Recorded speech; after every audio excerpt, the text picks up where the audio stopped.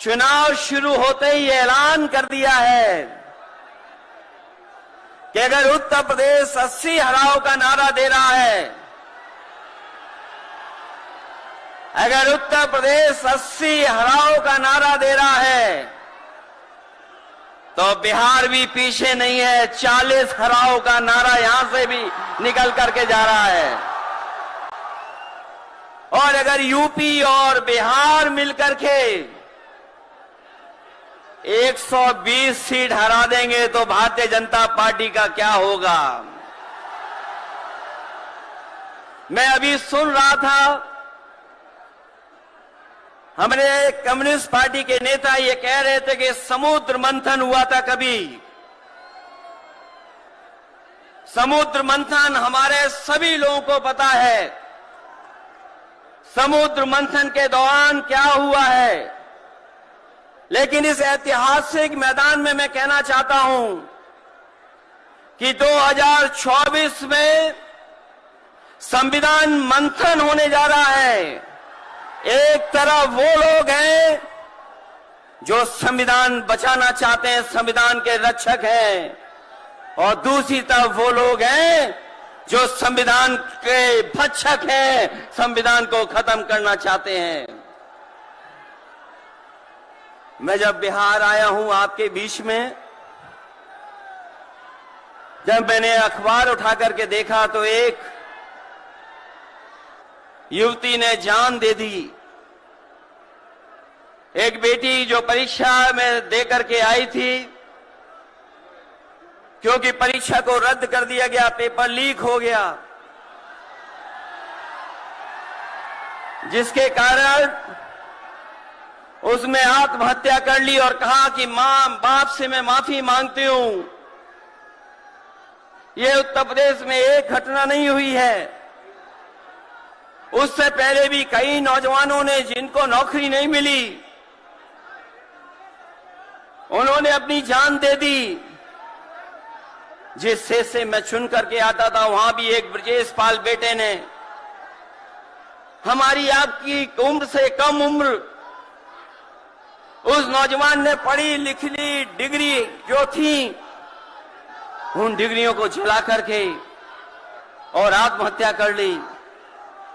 ये हालत है देश की। और वहां पर उत्तर प्रदेश में जहां पर से प्रधानमंत्री चुन करके जाते हैं, जनता ने भरोसा किया उन पर,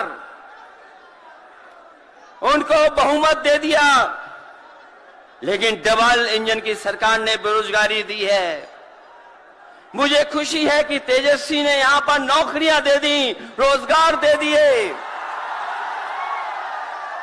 और हम तो वहां 60 लाख बच्चे जिनको पेपर नहीं लिख पाए, उनका हिसाब किताब लगाते हैं। उनका अगर हम बड़ा परिवार न माने, केवल 3 सदस्य परिवार के माने, बेटा और मां बाप, तो 60 का गुणा 3, 1 करोड़ 80 लाख वोट, और 1 करोड़ 80 लाख लोगों को अगर हमने भाग दे दिया 80 लोकसभा से, तो केवल उत्तर प्रदेश में 2,25,000 हर लोकसभा में वोट कम हो गया है। लेकिन तेजस्वी ने बिहार में पलट करके दूसरा काम किया। अभी 3 लाख नौकरी दी, हिसाब लगा लो कितने परिवारों का जीवन बदला। और सोचो 10 लाख नौकरी मिल जाती तो कितना परिवारों का भविष्य बदल जाता। इसलिए जो लोग कहते हैं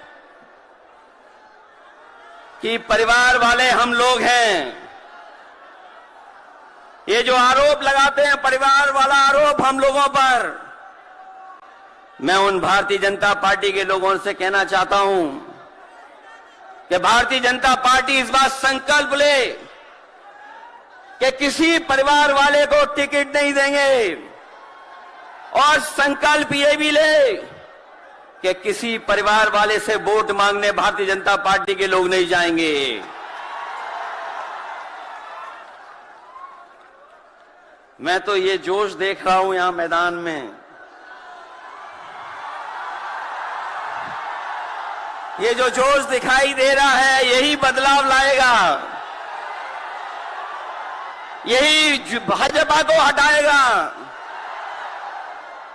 जब जोशीले नौजवान मिल जाते हैं तो बड़े बड़े लोगों का तख्त हिल जाता है। तो इस बार उन्हें आप बाहर करोगे कि नहीं करोगे? पहली सूची बीजेपी की आ गई, उस सूची में बिहार बाहर है, बिहार नहीं है उसमें। इसलिए बिहार से वो बाहर जाने वाले हैं, यूपी वाले भी बाहर कर रहे हैं उन्हें।